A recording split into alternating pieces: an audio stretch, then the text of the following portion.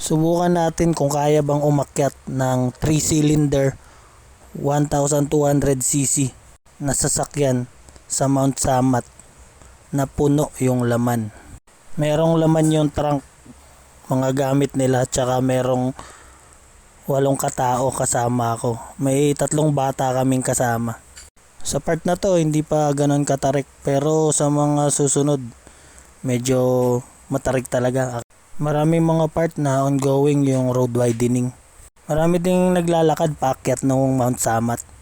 Marami namang station na pwedeng magpahinga at saka sumilong kung umambon man. May makikita ka ring mga nagbabike paakyat ng Mount Samat.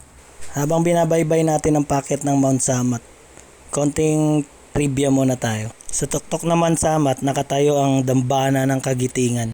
Ito ay tinayo bilang pagbibigay pugay at pagbibigay ng alaala sa mga sundalong Pilipino at Amerikano na lumaban noong World War II. Ang cross ay may taas na 92 meters.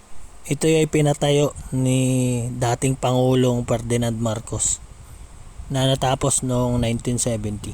Ang cross ay may panoramic view sa taas ng buong Bataan, pero hindi na open sa public yung paakyat ng cross.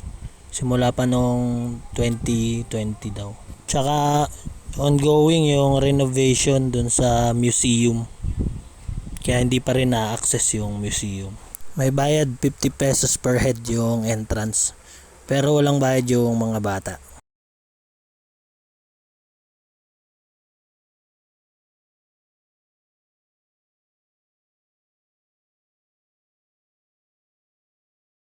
Yun, finally nakakyat na.